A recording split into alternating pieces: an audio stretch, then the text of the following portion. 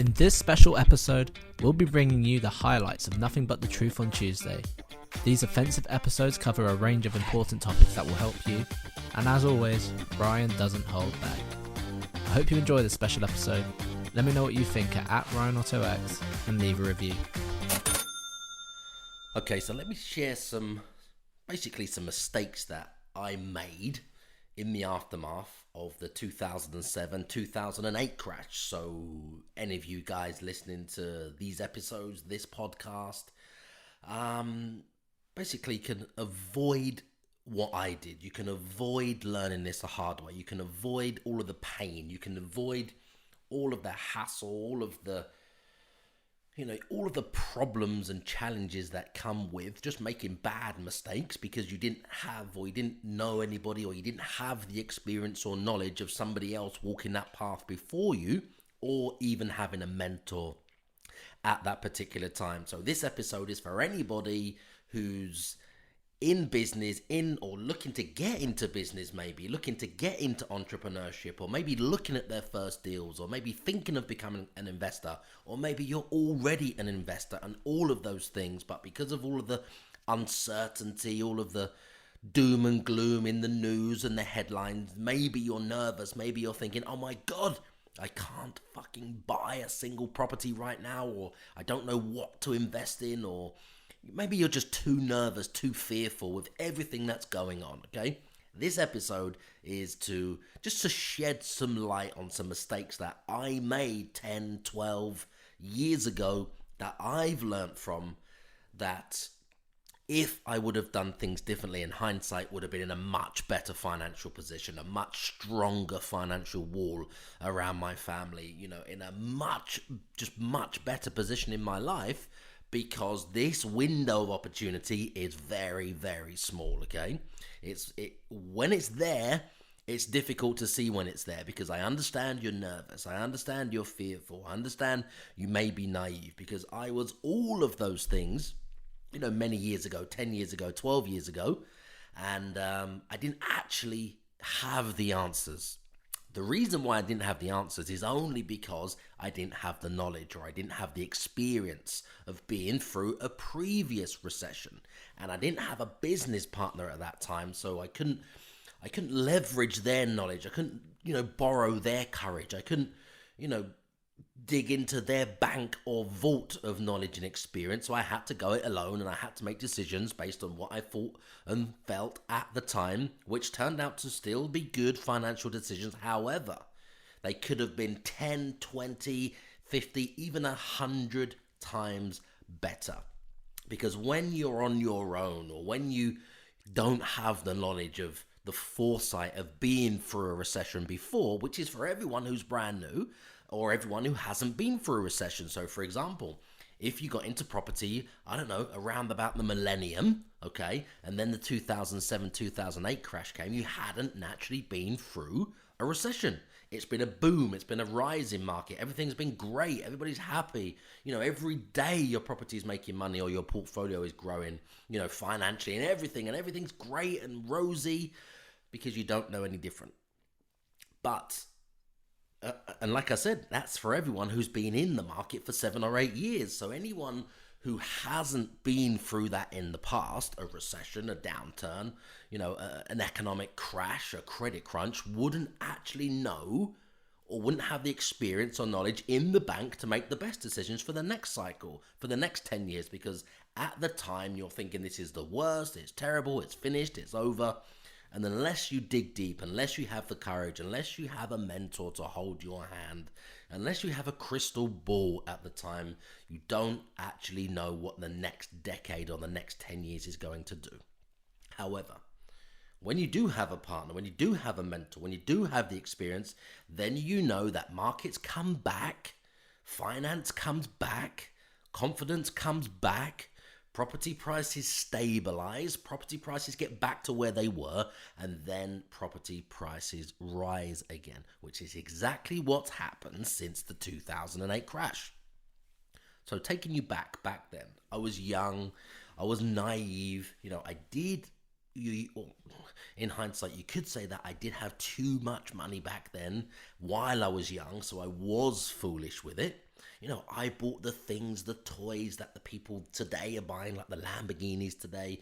I bought the Porsches and the 911 Carreras, and things like that back in my early or mid 20s. So, yes, I was burning cash on things that weren't important now looking back, but the younger version of me, the naive version of me, the foolish version of me that wanted the luxury things and all the toys and everything else that comes with, running a very good, a decent property investment company, you wanted to have those things at the same time. So looking back, it was some mistakes, but at the time, it's hard to see those mistakes. Okay, I could have used that money to put me in a much better financial position today. But anyway, there we go.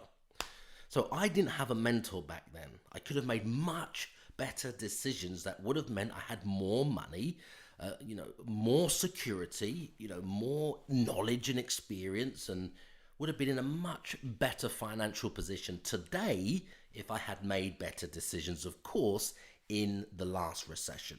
Now, the only reason why I didn't is because I hadn't been through one before, like I just said, which is the same thing for any of you guys listening right now, or girls that haven't also got those pains or those problems or been through those challenges or, felt the agony of going through a recession and making those decisions, and the interest rates are rising and your property values are falling and valuations are getting lower and lower every single day, and the news and the media and the headlines and everything is bad, bad, bad, bad. It's like, dump everything. You need to dump your assets, dump your property, dump this, get rid of that, get yourself out of there, get whatever you can, which I understand is what people are thinking, people are going through right now, okay? But the market will decline. The market is declining. There is a fucking contraction going on right now, and it's only going to get worse and worse and worse because of the economic crash, which is triggered right now from the pandemic. Really hasn't even really filtered through to get started. It's going to take 9 months, 12 months, 18 months, even 24 months, or even a bit longer before we actually really feel the full impact of what is actually happening, okay? It's going to take a while to filter through. So some problems, some mistakes that I fucking made that I hold my hands up to now, and I have regrets because of this, is I didn't put myself in a position to take full advantage of the market back then. I'm talking 2007, 8, 9, 10. I didn't put myself in a position to take full advantage.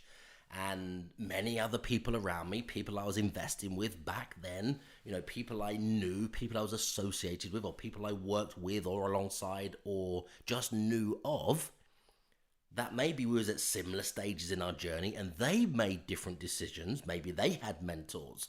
Maybe they had, or just had the courage that I didn't have back then, or just made better decisions because now they're in a good or much stronger financial position. If I would have gone all in back then, I would have been in a much better position today. For example, if you would have just had, or if I would have had, just say another £10 million worth of property, okay?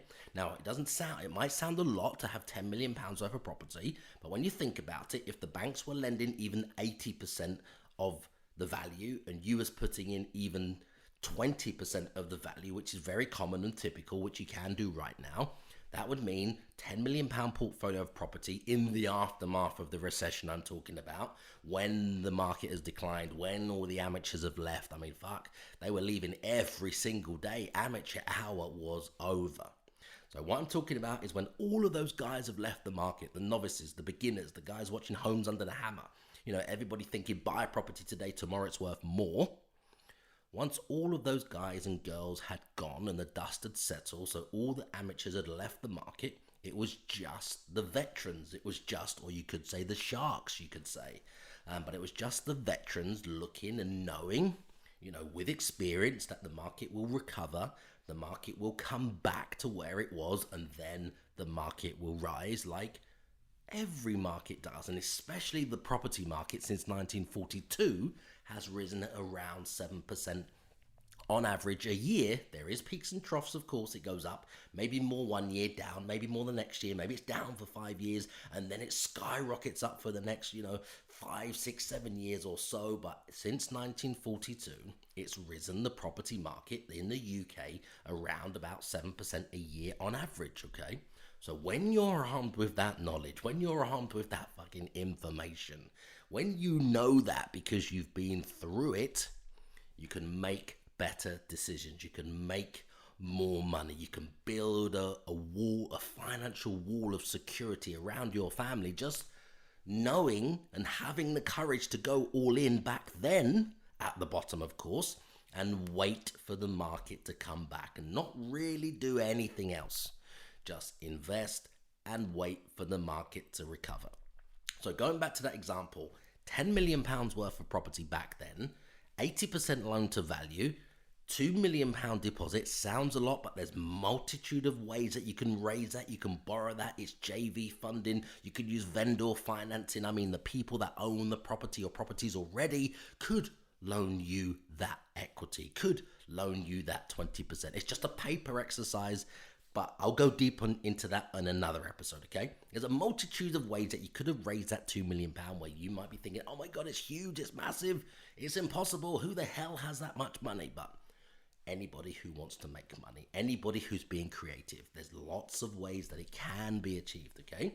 So, £10 million worth of property, £8 million of loans, okay, at 80%, £2 million deposit.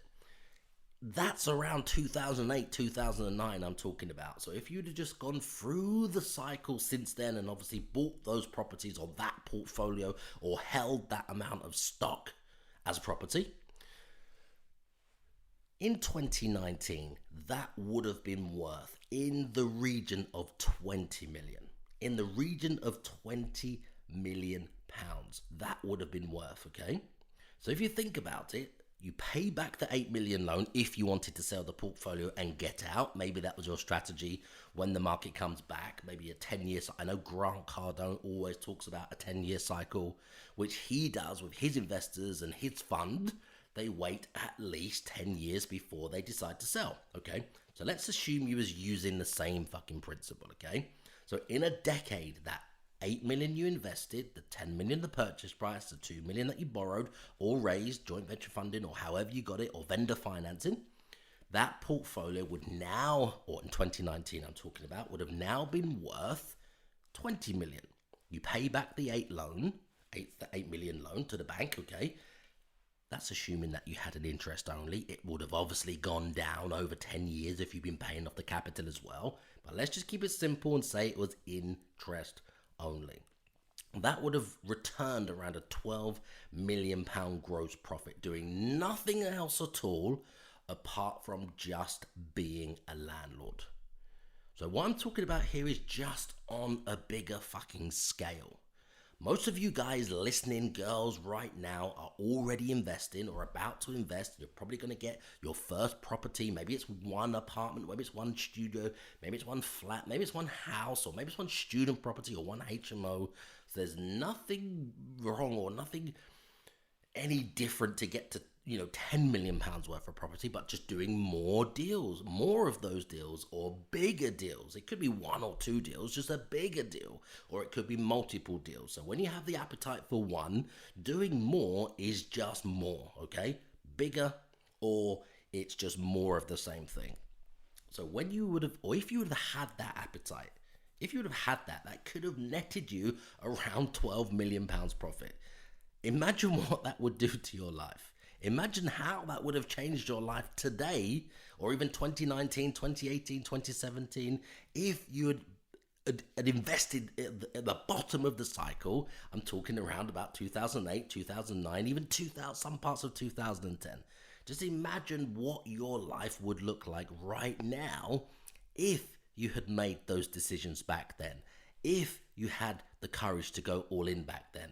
If you could, or even if you didn't have the knowledge and experience, you could borrow it from somebody else. I mean, borrow the courage from an investor, a mentor that's also been through the previous recession, so they know what to expect. They know when to get in. They know the decisions you need to make. They know that you need to buy, hold, and go long. They know that the news will tear the market apart only on a short-term basis. I'm talking, 6, 12, 18, 24, even a couple of years.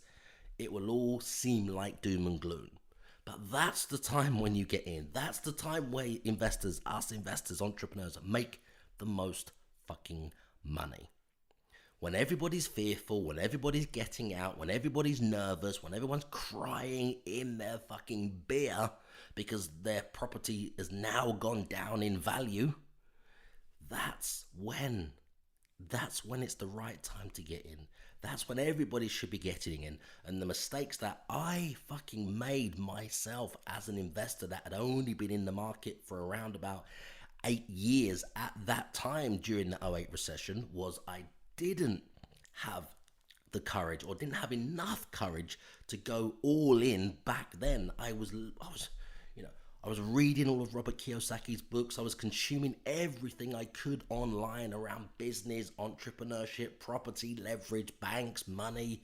And looking back in hindsight, even myself, because I didn't have a partner, I didn't really have a mentor I could go to for advice. It was more of making mistakes, slowly learning from those mistakes, rolling that knowledge and experience and mistake into the next deal to not make the same mistake, and then to have the knowledge, and then to know what to do. But that's a slow process, deal by deal, site by site, month by month, year by year, decade by decade. It's a slow process. So when I look back now, my regret is, yes, I bought property in the aftermath of the 2008 crash. Yes, I continue to invest in the aftermath of the 2008 crash, all the way up until about 2011, okay? But my regret, I have two regrets. My regret between '08 and 2011 was I carried my team in my office. I had a team of 12 staff back then in my office. A brand new building, the Porsche Carrera on the drive outside the office, a massive round reception desk, which, cost me thousands of pounds. I spent nearly not £8,000, sorry. I spent about £5,000 on the glass wall to separate my office in my office. So it was just a glass box. I wasted thousands and thousands and thousands of pounds on things that I didn't actually need, that didn't actually make me more money, okay? And at the same time, I carried my team of staff because we had exchanges all over the country on different properties. I'm talking, 2007, 2008. We had sites all over the UK that we were doing deals in, buying property in. I'm talking whole sites, entire sites, 10 here, 15 there, 20 there, 17 somewhere else, 52 on another site. Exchanges of contracts everywhere, and we couldn't get the deals out the other end. The valuations were falling every single day. The banks were calling back the fucking financing, the fucking loans in, the fucking surveyors. We had to swap surveyors every other day, swap mortgage companies, swap lenders. We just couldn't get any deals out the other end. My mistake, what I made back then, this is as it's happening, the credit crunch had happened, and I wasted probably a year, probably completely wasted a year thinking, hoping, praying that me and my team, we could still do some deals, the ones we've exchanged on, that the prices are falling every single day, and the 20-30% discounts that we got because we bought in bulk. I'm talking 10, 15, 17, 20, 52 units. Because we bought in bulk, there was a cushion, that we could come down to. But every single day, every single month, every single second of the day, the values were falling, and everybody was dumping property. So the values just went down and down and down. Now, in my eyes, because I hadn't been through it before, I was probably just naive, not knowing how bad it would really be, and thinking, well, hold on a minute, we've spent all this money, we've exchanged on these properties, we put 5% down here, 10% down here on these entire sites, so we can still get some of these properties out the other end. Now, don't get me wrong. I mean, we probably had, off the top of my head, probably 70, 80 units that were in the pipeline of deals that we were doing, okay? As this credit crunch happened and hit, out of those, probably spent a year with the team, or close to a year with the team in the office, carrying their salaries when no new money was coming into my business and no real deals were coming out of the other end. So across the course of that year, in reality, I probably got about 10, maybe 15 properties that I managed to salvage out of maybe probably close to about 60 or 70 properties that were in the pipeline we were working on. We put the time in, we put the money in, we put the investment in, we found them, we structured them, maybe we exchanged on some of them or close to all of them.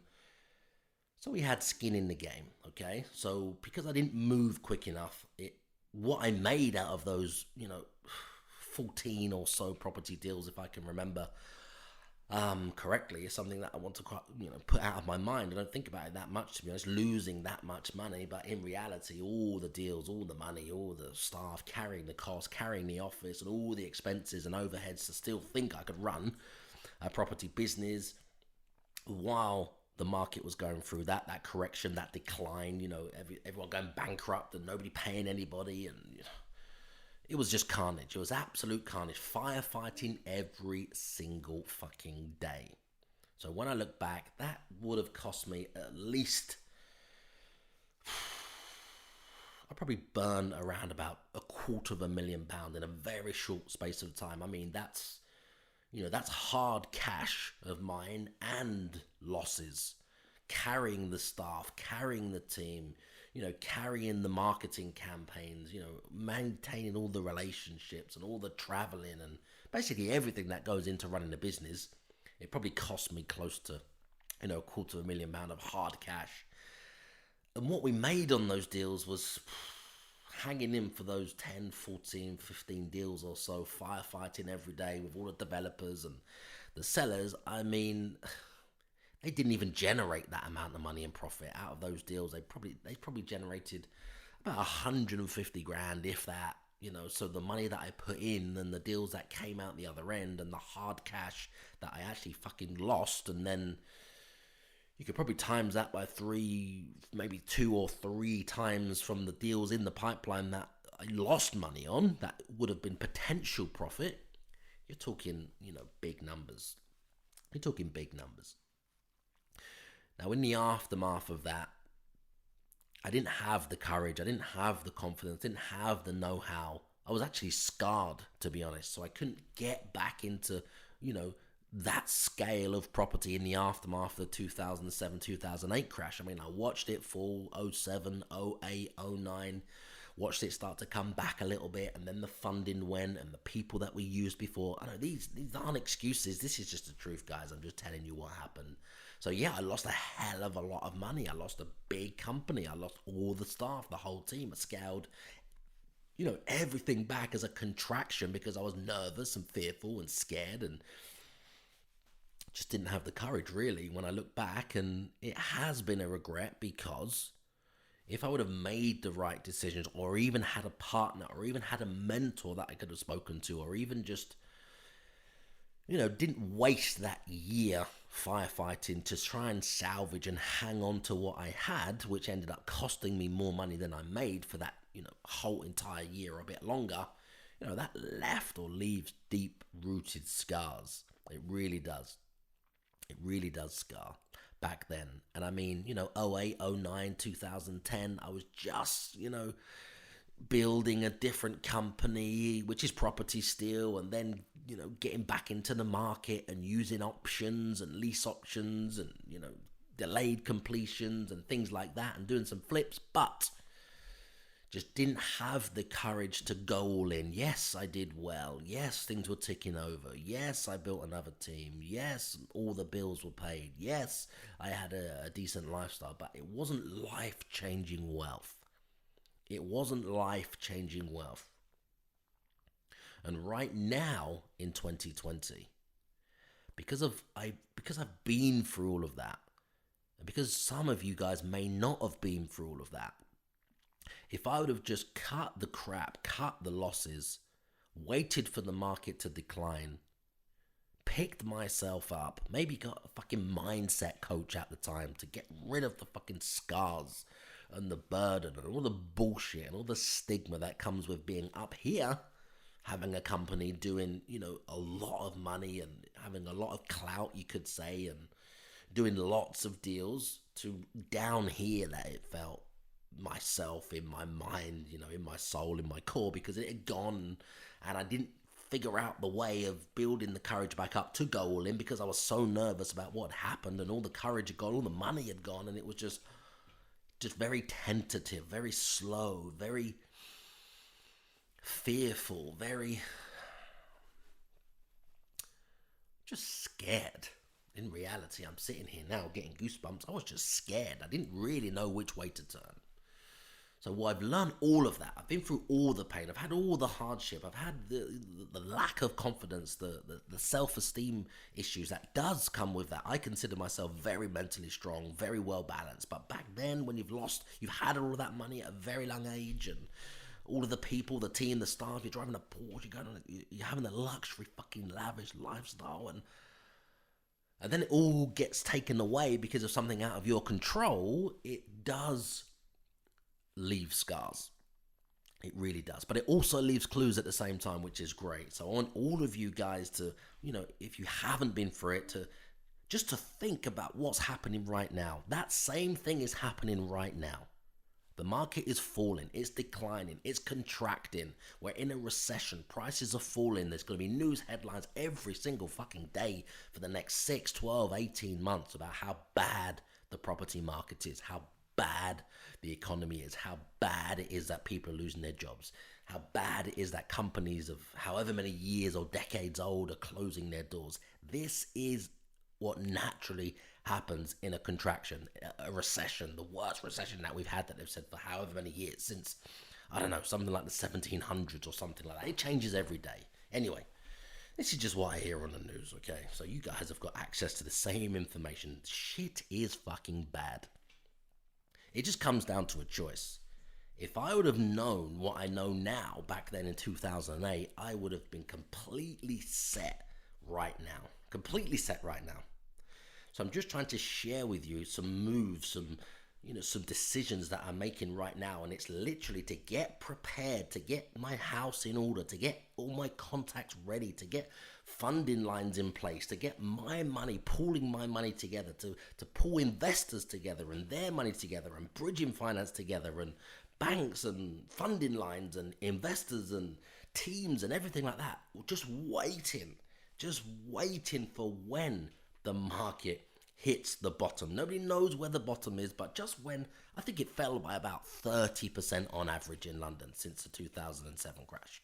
About 30%. So nobody, of course, knows where the bottom is, but when you're seeing 15, 20, 25% falls in the market, and repossessions are rife, and they're the highest they've fucking been for like ever, or even since 2008, then it's a good time to get back into the market. I mean, there's no point in us buying now as it's falling, because we might get a 25% discount right now on a flat or a block of flats or a street of terrace houses or a portfolio that someone's getting out of, anything like that.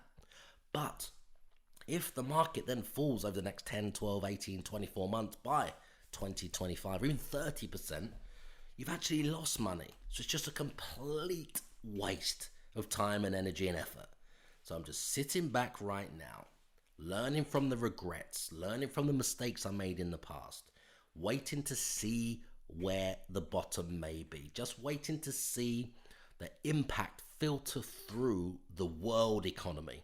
And where we are right now in the UK, just wait to see where the market bottoms out in the UK. Now, I'm just talking about buying. I'm just talking about buying, okay?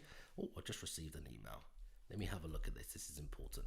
This is to do with the podcast. It's just popped up right now. The podcast that I'm on is popped up saying that we've charted today. So I'm just going to share this with you guys. Okay, we've gone down 28 places. So right now, today, while I'm filming this, I've just had the update to show us where we are in the charts. I think it records the top 200. We're at position number 59 today. So that's still good in the top 200. We've fallen 28 places. So we was up there in 29. We was on the 29th position today. It's just fallen down to 59. Anyways, okay.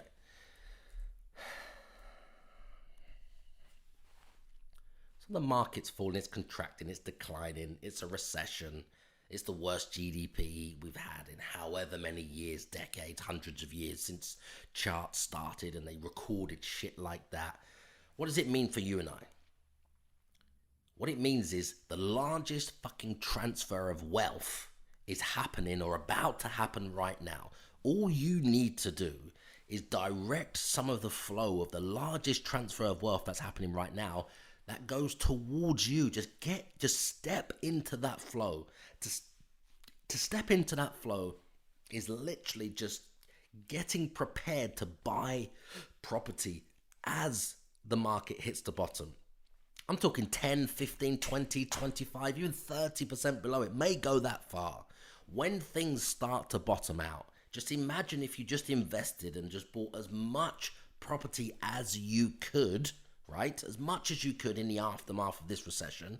And then let's say it takes 3 years, 5 years, even 10 years to get back to just where it was right now or this time in 2019, a year ago. And then you're set to make, 30, 40%, maybe even 100% if it's another cycle and property prices double. Let's just say you get it at the bottom of the market like what it did in 2008, that credit crunch, that recession. And you're buying property around about 30% below, okay? Since then to 2019, it's gone up by around 100%. From what it fell to what it rose by, the swing was nearly 100%. So if you know that, or using past performance, because nobody actually really knows, using past performance of a decade, it going up by a swing of 100% approximately, do you think, or do you understand that time would be the best time to get into property, the best time to expand your portfolio, the best time to buy as much as you could, the best time to invest as much as you could? Because my biggest regret was I didn't go all in, I didn't buy enough, I didn't have the courage, and I just wasted too much time in the aftermath of the 2008 crash to really put me, myself, my family, my loved ones in the best possible financial position today because I made mistakes back then. I know I had 2009, 2010 in the aftermath of the 2008 crash. Before, I was just getting the courage, I was building the courage, I was getting the momentum, I was doing deals, I was putting things together, and big things were on the horizon. I was looking at some sites worth multi-million pounds back then in the aftermath of the 2008 crash, even in Cheshire. I'm talking Old Audley Edge, where all the footballers are. So there was deals on the table where I stood to earn a lot of money.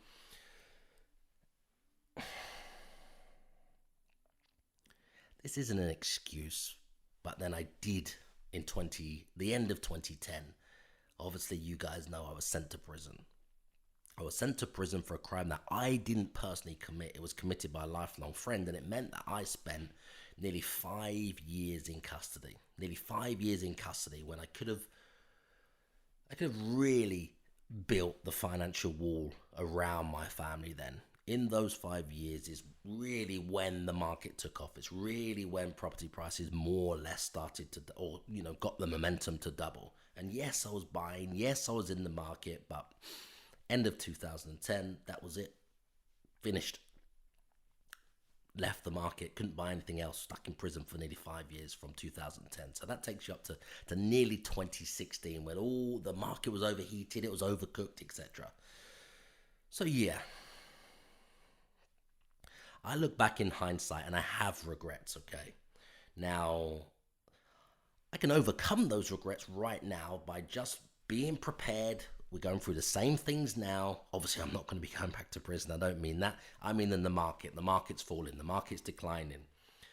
Where will the bottom be? Nobody really knows. But if it just falls by, if it does what it did back then, corrects by around 30%, I'm here, I'm ready, I'm in the market. I have the courage. I have the knowledge. I have the experience. I hope all of you guys listen to this right now will be thinking, and the wheels will be turning. You'll have that aha moment.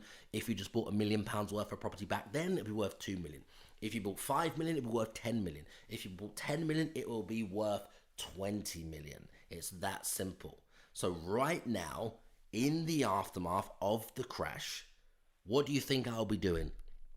What do you think I'll be doing? What do you think this episode is about?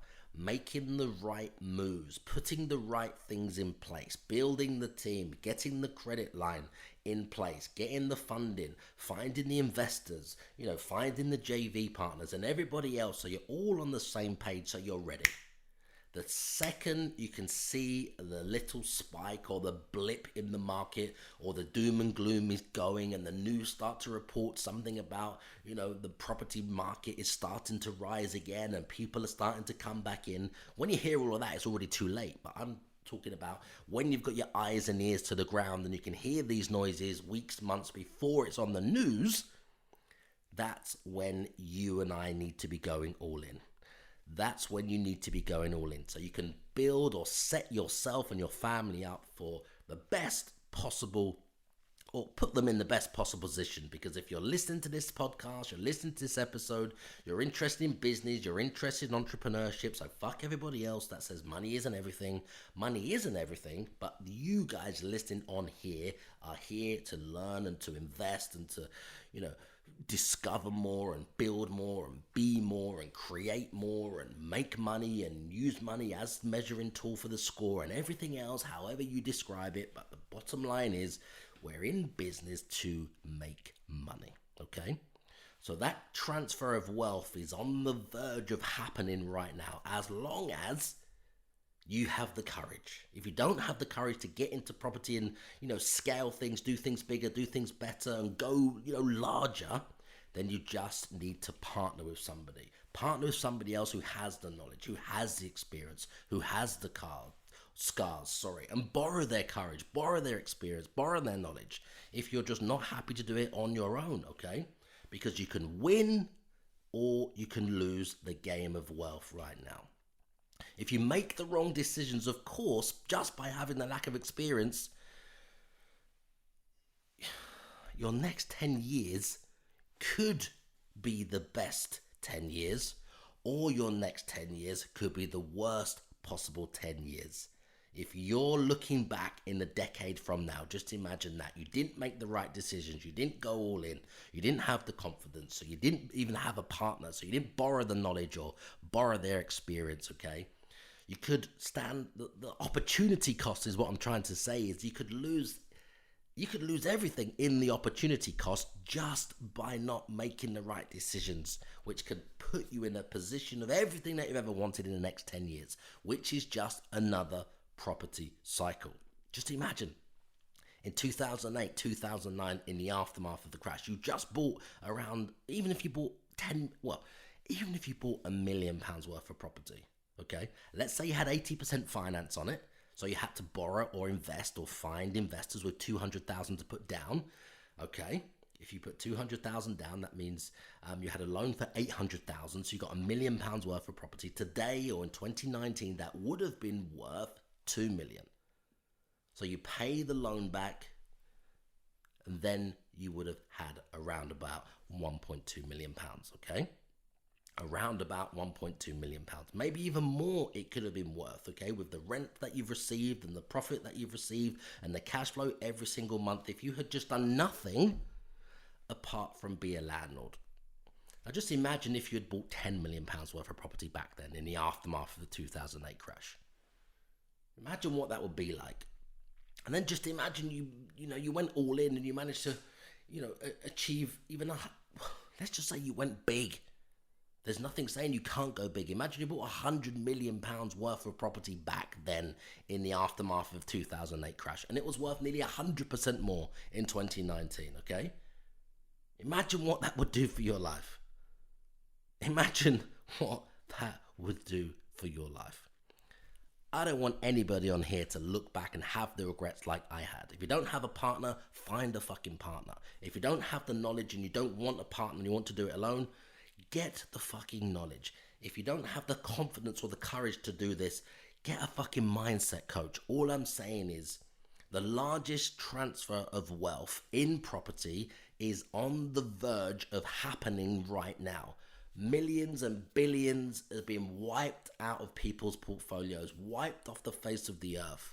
There's a transfer of wealth which is happening right now. The novices, the beginners, they're getting out because they're scared. Amateur hour is over. I just think it's so interesting where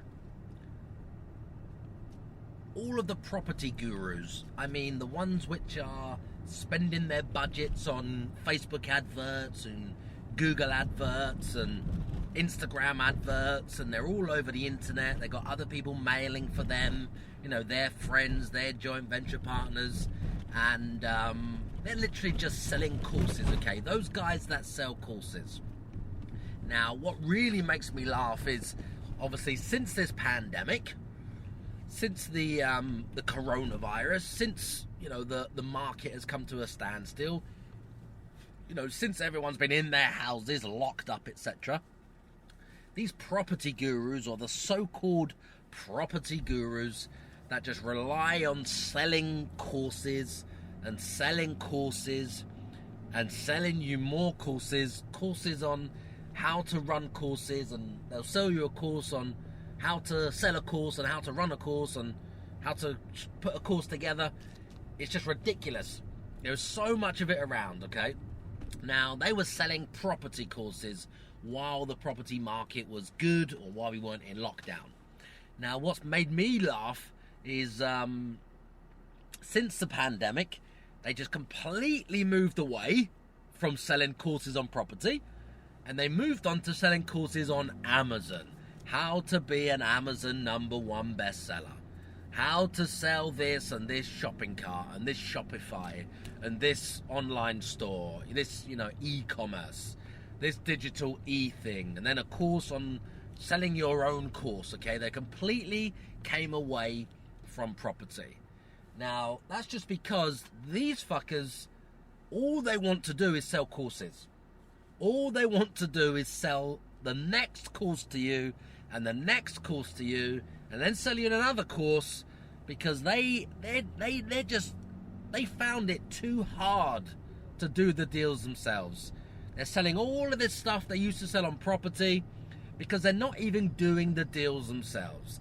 Now, maybe at some point, at some stage in their life, maybe they did actually do 1, 2, 3, or, even a handful of the deals. I fucking hope that they're selling you the how-to guides on. I really do fucking hope they have actually done some of those deals, because they're just teaching outdated strategies. They're teaching theory-based strategies which may have worked however long ago when they actually did a particular deal, or they knew somebody who did a deal, or a friend of theirs did a deal, or they might have put the money in and somebody else did the deal, or they may have actually done the deal themselves. But what I'm trying to say is, even if they have done these deals a very fucking long time ago, it doesn't relate to today. It doesn't relate to now. The rules of the game have changed, and they changed so quickly. They change so often, the rules of the game. So all I'm saying to you guys is, it's funny how all these property gurus, etc., were selling the next best thing back then, before the coronavirus, and now this has happened. They're nothing to do with property, because, if they were making money in property, they wouldn't even need to be selling these flipping property courses to you guys, if they were actually doing what they're trying to teach you to do. But the reality is, it's outdated strategies, or it's too hard for them to make money from property now, which I hear and I find all the time from these so-called gurus. These are the conversations that go on behind the scenes. They pretend they've done all these deals, or they might have done a deal, in their previous life, and they're now selling something 2, 3, 4, 5, 6, 7, 8 years later, which worked in the boom but doesn't work in the bust, which worked in a rising market but doesn't work in a declining market. Maybe it worked in 2011, but it doesn't work in 2020, and especially with the pandemic, the coronavirus. So these fuckers, have now just jumped ship. They've now just jumped into something else, and they're now selling the next best thing, which is whatever they think they can sell to you guys because of what's changed in the market, which is now Amazon, which is now Shopify, which is now having some fucking online store. Just some other shit which they rely on because they need to sell you something, because they're not actually doing the deals themselves, and they've probably overstretched and over-leveraged themselves because all they fucking do is sell courses, not actually do these deals. So all I would say is for any of you guys which are getting into property, maybe starting out in property, maybe trying to scale your business, maybe take it to the next level, maybe looking for the unlocks or the hacks or the quick wins or the hottest strategy which might be working right now. All I would say is for any of you guys that are looking for that, before you exchange any money, before you open your wallet, all you need to do is ask some very, very basic and simple questions to the guru, whoever they are, with whatever course that they're selling you right now today. All you need to do is ask a couple of questions to qualify them, to make sure that they are actually qualified to sell you what they're trying to sell, okay?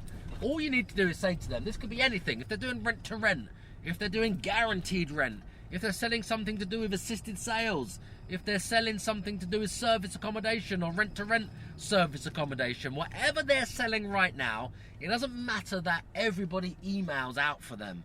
It doesn't matter that they've got 1 million or 1 billion or 1 trillion followers. Just forget all of that crap, because that is just the momentum that they've built up. That's just money that's paid for that, and status and everything else. It's not actually them doing these fucking deals, okay?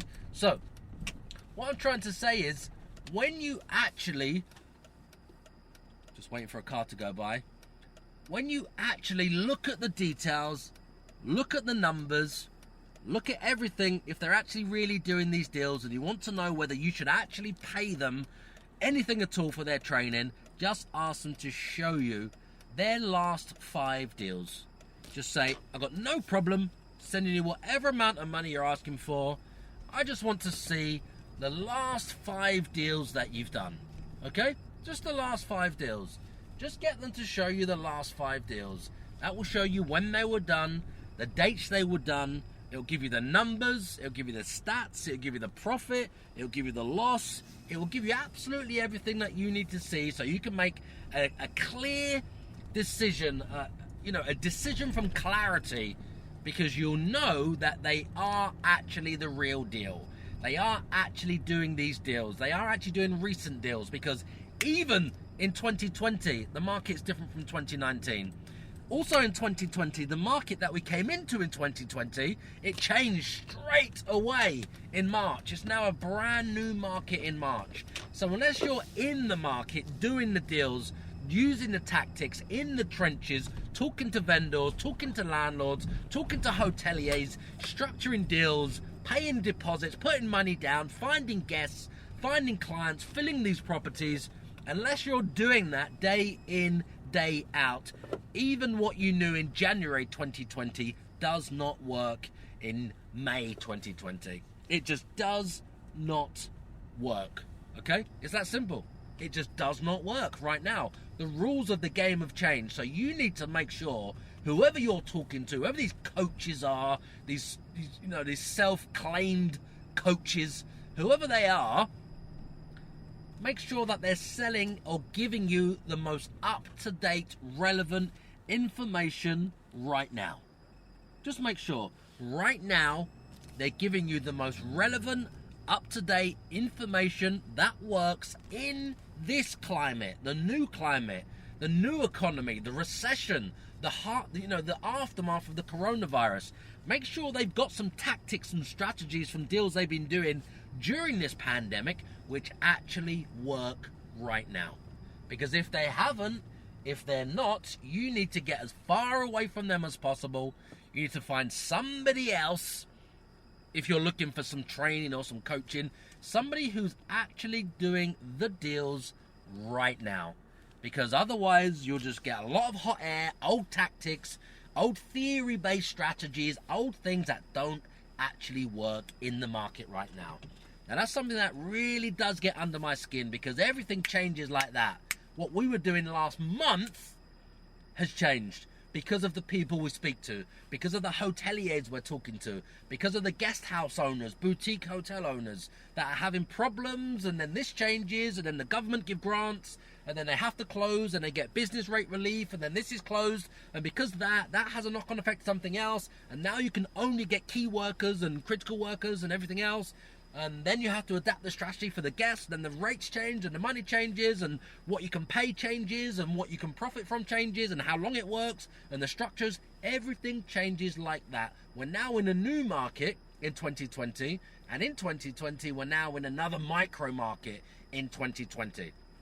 I don't want you to waste any money, any time, any hassle with some old tactics, some theory-based tactics from some guru who did some rent-to-rent or guaranteed rent or assisted sale or buy refurbish refinance or delayed completions or long stop completions or lease options or anything else that might have worked in 2019, 2018, 2017, or maybe even 2010. These things worked and they're still selling it to you now back on their old reputation. Fuck the old reputation. What have they done this month? What have they done today? What did they do yesterday? What did they do last month? What did they do last week? What did they do last year? Everything. You need to see everything. So unless they're actually doing these deals right now, it's a waste of your money for you to pay these guys for their shitty training, which probably doesn't even work in the climate right now because they're not in the trenches doing these deals. They're not in the trenches doing these deals. So I'm just asking you guys to check, just to question them and just say, no problem at all. Can you just show me your last 5 deals? When they were, how much you made, what you did, when it was, what the profit was, what the loss was. Just show me the transparent picture before I hand over my money to you. And I think what you will find is many of them won't actually be able to prove that they're walking the walk. Many of them, you'll find now, are really probably just talking the talk. It really is that simple. I don't want you to waste your money buying these shitty courses that these fuckers aren't even executing on, or maybe they never did, or if they did, it was from last year, the year before, the year before, the year before. The rules of the game have changed. The rules of the property game have changed. We're in a brand new market. It's evolving. It's alive. It's like a creature. You can't be teaching these old things because everything that we thought we knew and we've learned and done for 20 years has changed like that. Completely changed. So just make sure you check their last 5 deals. If they can't prove that, with all the stats, all the numbers, the contracts, the documents, the addresses, the profit, the loss, the money going into their bank from what they say they've done, then you should just walk away and find somebody else. Save your money. Google it. Go on the internet. Or listen to my podcast. I give away all the content from the deals we're actually doing right now, completely free, 100% free, and there's nothing for sale. If you're already shortletting on Booking.com or Airbnb and you're not generating $8,200 for your 3 beds, $6,200 for your 2 beds, or even $4,100 for your 1 beds each month, then oh my goodness, you're losing money every single month. Now, I created an ebook to show you exactly how we hit those numbers consistently in my business, and I want to give you a free copy so I can show you exactly how you can do the same. Just go to www.theyrentanyhome.com/free book and tell me where to send your copy. Does that make sense? So let me share something with you guys that really does piss me off. Now, I completely understand some of you may agree with this, some of you may not agree with this, okay? Now, my company, and even myself, we approach a lot of landlords, a lot of companies, a lot of anybody who has property, whether it's 1 property or 100 properties, doesn't matter who they are. My company approaches lots of landlords, lots of investors, lots of people, lots of companies who have properties to rent, okay? Now, the reason why we do that is because every £1,000 of rent we pay out, we get to collect around £3,000 in revenue every single month. Fuck. Do you understand why we go shopping as much as possible to rent properties? 1,000 in, 3,000 out. 1,000 in, 3,000 out. 1,000 in, 3,000 out. Are you getting this? Good. Okay, so we look and shop for a lot of fucking properties. Now, we approach landlords. Let me give you an example. Recently, approaching landlords. Actually, no. Let me go backwards. Approaching landlords last year, 2019. Properties that are up to rent for around about £1,600-1,700 a month. At the time, they're asking for that figure. It's just too expensive. It's above the market rent. They're holding out for these numbers, and the deal just doesn't work for us. Yes, we would make around about £3,000, but we're paying over the odds, £300-400 over the odds. Okay, it just doesn't work at that figure. So it's above the market value. So we make our offers. The landlords say no. We're very, very close to their asking price, but the landlords say no. They're holding out for a higher fucking offer. Then what happens? Coronavirus. Whew. Corona fucking virus. That happens. Now we have landlords that, let's say we're a week into the coronavirus. We go back to the landlords.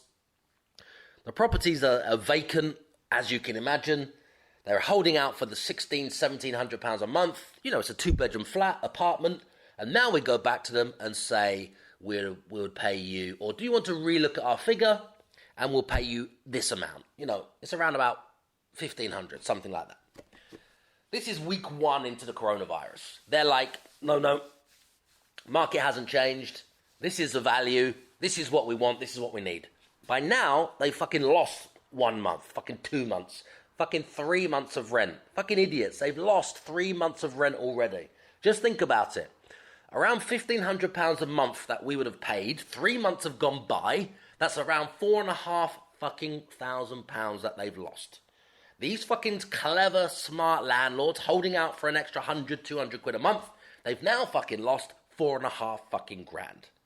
Now, you can never get that back, you will know as a landlord. You can never get that back because time passes, and if you're not collecting money every single day in rent for that property, it's costing money, it's losing money, it's lost you money. You're a fucking idiot. Put the L on your forehead, the fucking loss, because you've made a mistake. Holding out for the 1,700, you've now lost £4,500. How can that? Who put that fucking landlord in charge? Who put that fucking landlord in charge of making decisions on money? That motherfucker couldn't even fucking count and add up on an abacus. How the hell can they be in charge of a fucking asset where the decisions they're making is losing their money every single fucking day? Now they've lost £4,500. Okay. Few weeks into the coronavirus, we go back to the landlord. Hello, Mr. Landlord. We noticed your property is still vacant, etc., etc. They may have tweaked the price a little bit. They're holding out for around about $1,550. Around $1,550. And we're like, Mr. Landlord, we spoke to you back in November or December 2019 and made this offer at around about $1,500. We spoke to you in fucking March, the end of March, corona fucking virus, everything empty, nobody going to fucking work, and we offered you around about $1,500. Now we're mid-deep into the fucking pandemic. Shit is real. People are losing their jobs. People can't go to work. People can't leave their fucking houses. People can't pay their fucking bills. We go back to Mr. Landlord and we say to Mr. Landlord, hello, Mr. Landlord, we understand your property is still empty. We spoke to you from back in November, December, February, March, end of March. Now we're deep in the heart of the coronavirus. We can't pay you what we offered back then, Mr. Landlord. Now all we could pay is around about £1,100. Do you want to go ahead with that? What do you think Mr. Landlord says? Fuck yes, because it's empty. There's no prospects. Nobody's renting, nobody's moving, nobody can leave their fucking house, nobody can leave their fucking sofa. Everyone's on their sofa watching fucking Netflix, eating fucking chocolate, and having lots and lots and lots of fucking lie-ins. There's no fucker in the market to rent the place. And we come along. So it's gone from around $1,700 a month. We're now paying around about $1,100, give or take a few pounds. It's about $1,100, something like that. And guess what? The sweetener. We managed to get the fucking bills included. So we're not even paying $1,100. We're paying around about fucking $900, because the average bills on an apartment right now with more than one bedroom is about $250, $270 a month. Council tax, TV license, internet, obviously broadband, fibre. What else is there? Electricity, gas, water, and all that other crap. It's about £275 a month. So now we've got this fucking property, which is great for us, but we got it at around, what's that? Say 900, you wanted 1700, it's around about, it's nearly half the fucking price. Because of what?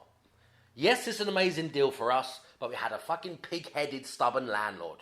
A landlord who doesn't fucking know what the market's doing, has no idea where the market is going, should not be in charge of making the decisions,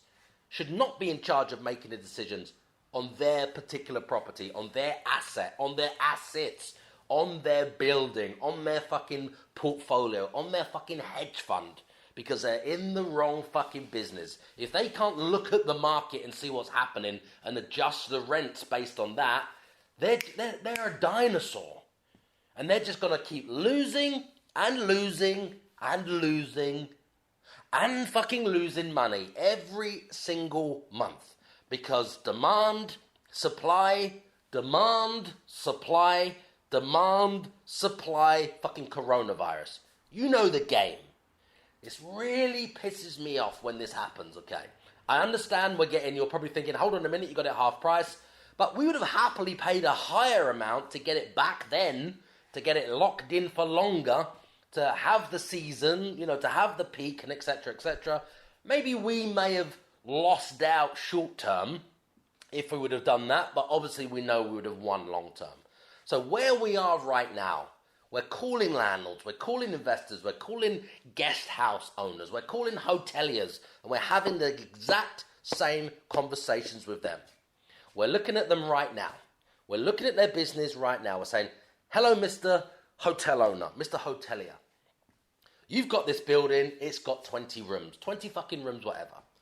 Now, what was your revenue over the last 3 years? What was your occupancy over the last 3 years? Let's have a look back at that, okay? So now we're looking at these numbers. Now we say to them, what is your room rate for each room on average over that period? Now, scrap all the cost, take all Booking.com fees away, take the running cost, take the operational costs away, strip everything back so you've just got the net profit. Show me the net profit. They're looking at the numbers. I have an idea, give or take a few percent of where their net profit is on every single room in their hotel. So what do? We work backwards. We reverse engineer our offer. I say, here's your building. It has 20 rooms. This is what I believe your net profit would have been. I can go on company's house. I can have a look. I can talk to some staff. I can talk to some employees. I can log into my online account on the particular platform I use, and I can look at most of your stats. I can see how you perform, occupancy levels, and all of those different things by looking at some other stats that I have access to. This is what you have as a revenue manager when you manage revenue on dozens and dozens and dozens of properties, buildings, guest houses, hotels, etc. in, where are we now? 6 different cities and 2 countries. When you know this information, have access to information, I can more or less predict what they had over the last 3 years, what it costs for a room, their running costs, what it costs for everything else in their business to work out how much they actually earn net profit from each room. Now multiply that by 20, how many rooms they got. Multiply that by 19, 14, 11, 7, however many rooms they've got. And then what are we doing? I'm making them an offer based on them doing nothing at all and renting their building to me, leasing their building to me. So I still give them what they already had, the average, what you already had, the net profit over the last 3 years. I'm going to give you that. That's what I'm going to pay for the building, and then my company runs it. How would anyone not agree to that? When you think about it, let me just remind you of what I just said.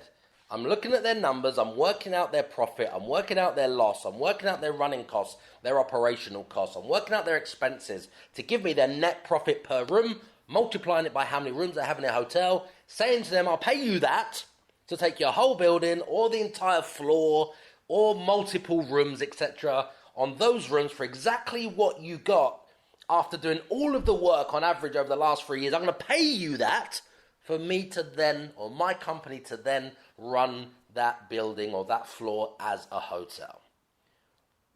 What do you think they're saying? And we're in the fucking pandemic of the coronavirus where the hospitality sector has fucking tanked. So whatever they had before, they're not going to get for the foreseeable future. However high their occupancy have been, they're not going to get that for the foreseeable future. The hospitality industry is fucked. It's on its knees. In China right now, that lockdown before us and open before us is completely trading, fully trading right now, okay? Now, they're not even at 40% levels of activity, of business in the hospitality sector compared to this time last year. And they locked down before us, way before us, and opened before us, way before us. So if we're following that, playing catch up, and they're not even at 40%, where are we going to be? And we're only starting in fucking July. So our season is finished. This season, 2020 season, is finished. But I'm getting a lot of pushback from these owners of these hotels. Lots of them are still not seeing the opportunity where I'm offering them exactly what they got over the last 3 years for their building by giving it to me and doing nothing. Don't do anything at all. I will take over the whole thing and pay you that. I will manage the guests. I will deal with the admin for the guests. We will send our cleaning team in. We will prepare the room. We will sell the room. We'll process the payments. We'll collect the money. We'll run it as a hotel. We'll do this. We'll do that. We'll do that. And everything in between. And I'm still getting the same pushback from these owners. The same as what I just explained to you at the start to do with renting properties from landlords. It starts off here.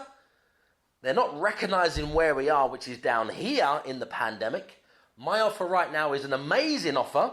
But what will happen is, as we get to the opening, when we get to the 4th of July, and then as we start to get to the end of July, then as we get into August, where the season is finished, my offer will go down. I will offer less money. Then we'll be in the low season. Then they'll probably struggle to stay open. Many hotels will close. Many will just fucking disappear. Many will disappear. And what do you think is going to happen in 1 month, 2 months, 3 months from now? Those hoteliers, those hotel owners will be having the conversation again around September, October, November, December, January, where they've been bleeding cash, they've run out of money. There wasn't this staycation hype which they're imagining, and their rooms can go from £70 a night to 700 because of nobody can fly in a staycation hope. They're fucking deluded. I'm just trying to help them to make money right now. I'm trying to help them in their business to see what's really happening. Now, because they only have one building, and we have dozens of buildings, dozens of apartments, dozens of houses, properties in 6 cities and 2 countries, we have the stats. We have the revenue management. We have the occupancy levels in different cities. We got lots of tentacles, you could say, like an octopus in the hospitality sector in multiple different cities. So we understand what's happening, we understand what's happened, and we can understand what's happening. But for some reason, some of these guys, they just can't see where the opportunities are. Nothing against them. Some of these guys will just have to learn the hard way. Come back to us, companies like mine, in 1 month, 2 months, 3 months, September, October, November, December, January, when the hospitality sector will be dead. Yes, we'll be there. Yes, we'll still be interested in acquiring their building or floors or rooms on their premises to run as a hotel, but our offers clearly will be lower because we know we will lose money all the way through November, December, January, February, March. And then when we get to about April, then it will make money. We'll lose money all the way through the season up until then. This is something that really does piss me off. These guys can see the market. They know their data. They know what they earn. They know what they didn't earn. They know how much it costs to run the property. We're just asking them to strip all of those costs away and we'll give you that figure. So you don't do anything. We'll give you that figure. Let's work the numbers out together. Let's take all your expenses, operational costs away. We'll give you that figure on 2 rooms, 4 rooms, 8 rooms, 12 rooms, or even all 20 rooms, whatever you want to do. So if you're in a hotel business, or you know somebody who else is, and they're looking for a guaranteed return of fixed rent on their rooms, whether they're filled, whether we fill them or not, you guys know where to find me. Just hit me up at ryan-otto.com and let's discuss this together. This is just something that really pisses me off. I'm showing them. I'm leading the horse to the water, showing them the fucking water, showing them the money, showing them the pot of gold, and they still can't see the opportunity. Here's how to make some serious cash from renting properties right now. So where are we? 2020. Just about to come out of the pandemic or out of the lockdown. We're approaching the 4th of July. Now, there is deals every fucking where you look. Every day there's deals. I've just looked on the internet before I've recorded this episode, and what have I found? Let me tell you what I found. A 3-bedroom penthouse that I looked at about a year ago. Maybe not a year ago. May have been a year ago now. Actually, yes, it would have been close to a year ago. 3-bedroom penthouse, right? Now, obviously, it's the top, well, not the top floor. It's like a staggered penthouse. So there's like a 9th floor, which is a penthouse, and then about the 12th floor. So there's a bit of the back, which is the biggest one, which is this particular one, where it's got a massive roof terrace. And then it doglegs a little bit, and then it goes up. Then there's 2 or 3 more floors, and then you have the other 2 or 3 penthouses, okay? This is a penthouse. It's right at the top of a big block in the fucking marina, okay?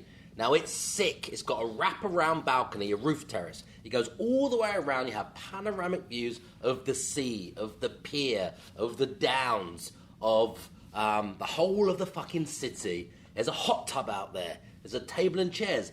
Every fucking thing you need is out there, okay? Now, this particular penthouse has been rented before in the summer for about $5,500 fucking pounds. That's right.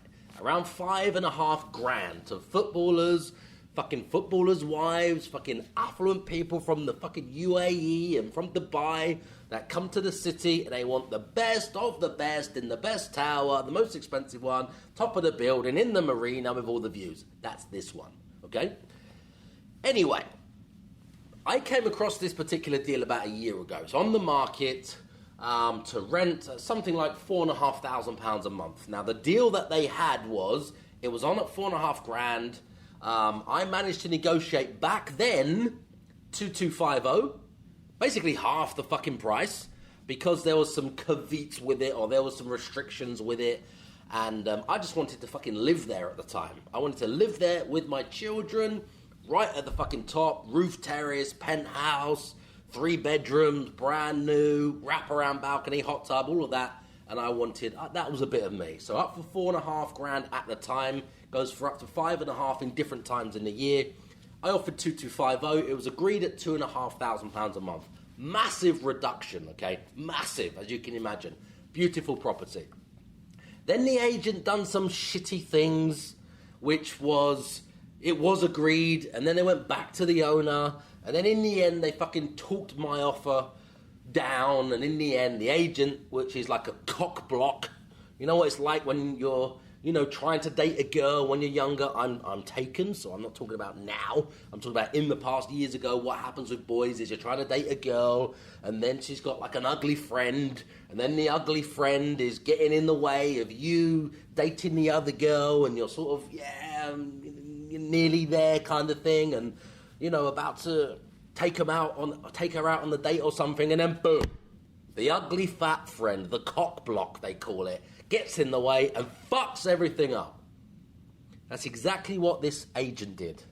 One of them wasn't happy. It was on for $4,500. It was their portfolio. I've come along all blasé and like, it's up for this. I'll just give you 2-2. Agreed it at $2,500. And they just fucked things up for me in the agency in the end. And then they called me, I remember, after it was all agreed. And then they said, sorry, Mr. Otto, yeah, we don't do short lets. So, yeah, because you're going to put the property on Airbnb, we can't rent it to you. I was like, what? Put the property on Airbnb? What are you talking about, Airbnb? They said, well, you're going to put it on Airbnb because you run a short letting company, don't you? I said, hold on a minute. When I first came in, I told you, I'm an investor. I have HMOs. I have student properties. I have professional rooms. I have fucking hotel suites. I have fucking buy-to-let properties. I have fucking land. I have fucking properties that I've built. I'm looking at properties to buy. I'm looking at companies to fucking take over. I've got staff. I also have a short-let portfolio in 6 different fucking cities in the southeast. So that was me being open, honest, and transparent from the start, but saying to them, this is what I do. So the second you go on the internet and Google, you'll see a variety of companies I have within my group, which are different property entities: buy, sell, trade, lease, short let, etc. I told you that on the first fucking day. But I said to you, this is for me, my children, my son, to live here in this fucking property because we like it. So just to make you aware of that, so we don't get further down the line and you think I'm going to put it on Airbnb, I told them from the start. I said, we can have anything you want in the contract. I said, okay, if you think I'm going to put it on Airbnb, let's put anything you want in the contract to say you can keep all of the deposit, you can keep all of the rent that I've paid in advance, etc. If there was ever any inkling that it was on fucking Airbnb, because it's never going to go on there, because it's going to be my fucking family home. Anyway, these fucking idiots, what did they do? In the end, just said it can't happen because you're going to put an Airbnb. Cock fucking blocks. So, what did I do? Looked at the property, kept tabs on it. I was fucking pissed off. Kept tabs on it, had a look, and it was up for sale for £1 million, or just over £1 million. 1-1, I think it was up for sale for. It didn't fucking sell, and guess what? They didn't get any fucking tenant in there between then, nearly a fucking year ago, and now. Nearly a fucking year of losing $4.5 fucking grand a month, which they asked for, and I offered 2,250. It got agreed at $2.5 grand. What's that? A year of fucking $2.5 grand a month. They've lost fucking thousands and thousands and thousands and thousands of fucking pounds because of what? They were a fucking cockblock. If the landlord, the owner, knew this, he would probably fucking walk down there and punch the fucking manager in the face for being a dick.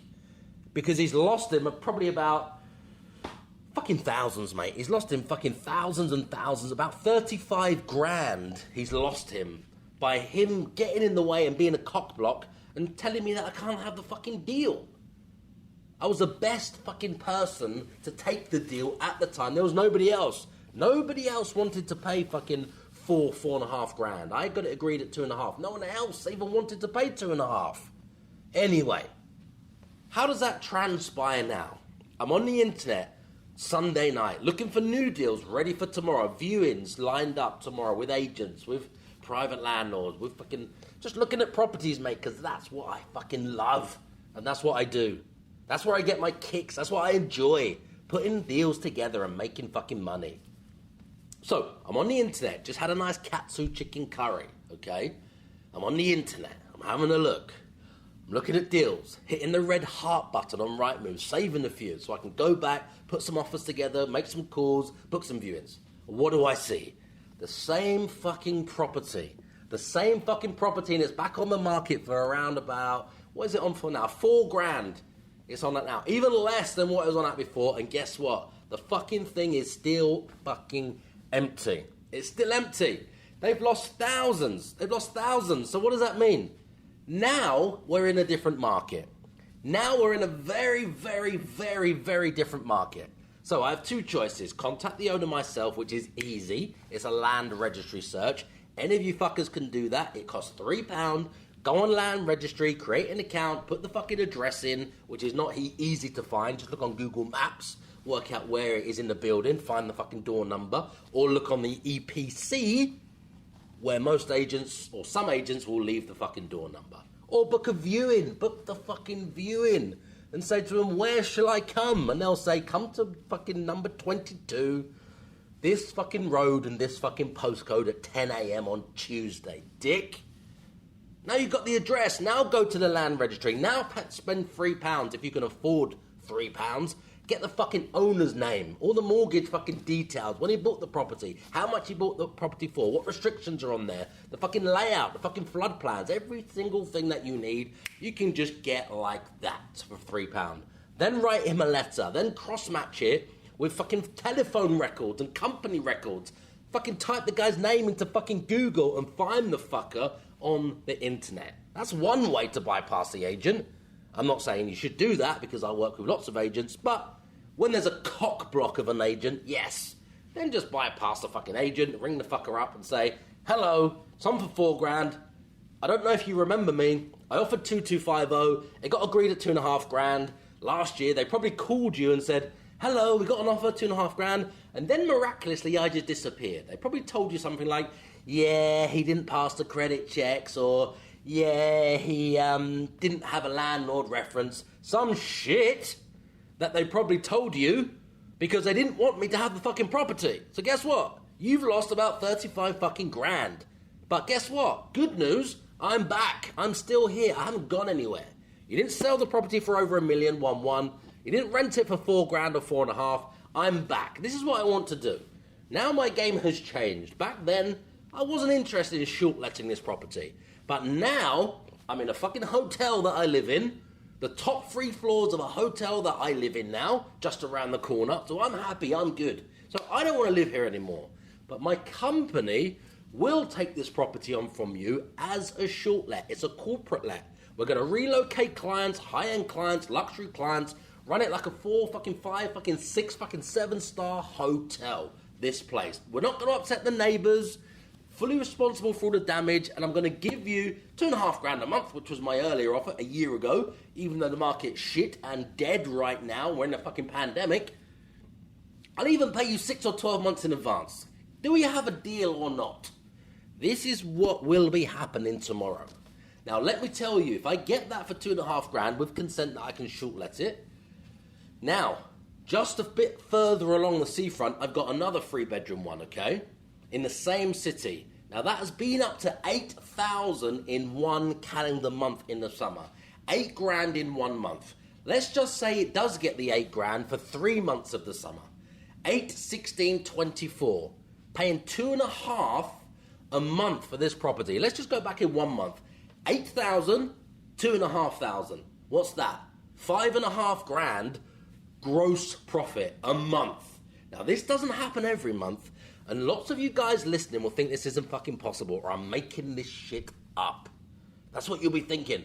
Because you're not in the fucking game. You're not in my fucking game.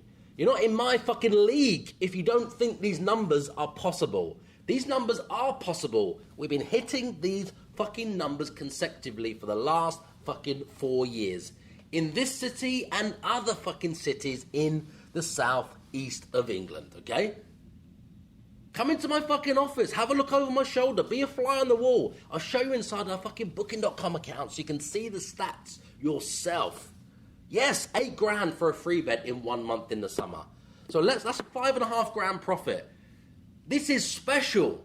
You have to go high end. That's why we focus on penthouses. That's why we focus on the top floors. That's why we focus on the duplexes. That's why we focus on the triplexes. That's why we focus on apartments in fucking hotels. In the marinas, on the waterfront. Because what? They're different. They're special. They have panoramic fucking views all year round.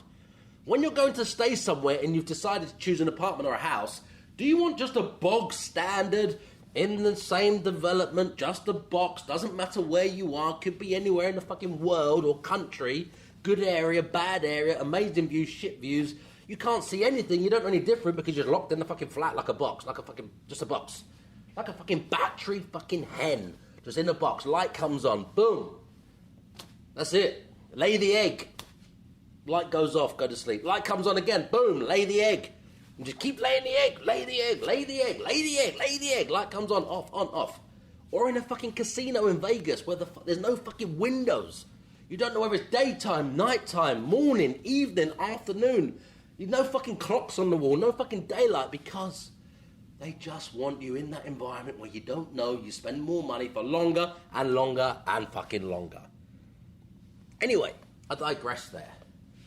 What I'm trying to say is, there's a difference in revenue, in income, between a bog standard property and a fucking luxury, high-end, penthouse, panoramic views at the top of a fucking tower block with about a 60 or 70 fucking square meter roof garden, wrap around, balconies, everything, fucking parking underneath, sunset views, sun fucking rise views, sea fucking views from every fucking aspect, 360 degree panoramic. That's why fucking footballers book it. That's why the fucking footballers stay there. The footballers' wives. The people that have got money because they want something fucking different. That's how you get $8,000 a month for a fucking flat. That's how you get it. When it should rent for about 2.5 to 4. That's how you get it.